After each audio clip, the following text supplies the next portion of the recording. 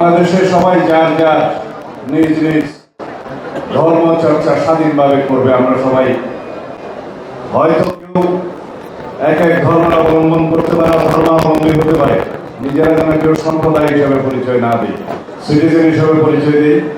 এবং আমাদের নীতি হচ্ছে, বাংলাদেশ জাতীয়তাবাদী দলের নীতি হচ্ছে ধর্ম যার যার, রাষ্ট্র সবার। ধর্ম যার যার, নিরাপত্তা পাওয়ার অধিকারটাই আমাদেরকে বাস্তবায়ন করতে হবে। আমরা ইদানিং লক্ষ্য করছি একটি গোষ্ঠী, একটি রাজনৈতিক দল ধর্মের ভিত্তিতে জাতিতে বিভাজন সৃষ্টি করতে চায়, অনৈক্য সৃষ্টি করতে চায়। আমরা সবাই যেন সে ব্যাপারে সজাগ থাকি। আমরা আরো লক্ষ্য করেছি বিভিন্ন রকমের ইস্যু সৃষ্টি করে এই দেশে সামনে সুষ্ঠু এবং অংশগ্রহণমূলক নির্বাচনকে বাধাগ্রস্ত করতে চায়।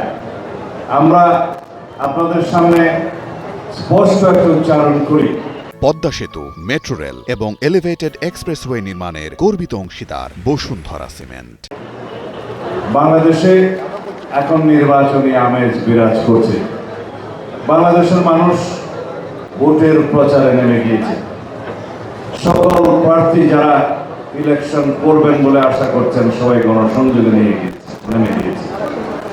এখন যারাই নির্বাচনকে বাধাগ্রস্ত করার চেষ্টা করবে, যারা বিভিন্ন ইস্যু সৃষ্টি করার মধ্য দিয়ে নির্বাচনকে বিলম্বিত করার চেষ্টা করবে, তাদেরকে দেশের জনগণ চিহ্নিত করবে।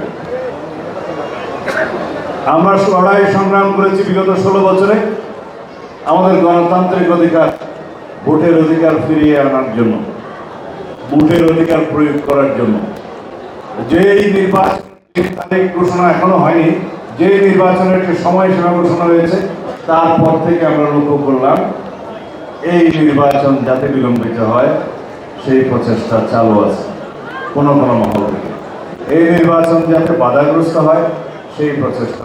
দেশের মানুষ যারা এই নির্বাচন বাধাগ্রস্ত করতে চাইবে তাদেরকে রাজনৈতিকভাবে প্রত্যাখ্যান করবে।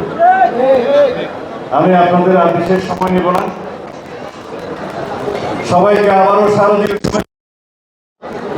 এবং আমাদের দলের পক্ষ থেকে আমাদের দলের সকল নেতা কর্মীকে আহ্বান জানাই, যতদিন পর্যন্ত এই দুর্গোৎসব পরিচালিত হবে, দুর্গোৎসব অনুষ্ঠিত হবে সারা বাংলাদেশে, আমাদের সকল নেতা কর্মী এই অনুষ্ঠানকে পাহারা দেবে, নিরাপত্তা দেবে। বাংলাদেশের সাম্প্রদায়িক সম্প্রীতি বিনষ্টের জন্য বিভিন্ন রকমের ষড়যন্ত্র, সেই ষড়যন্ত্রকে অতীতেও কার্যকর হতে দেয়নি, সামনেও এই ষড়যন্ত্র সফল হবে না।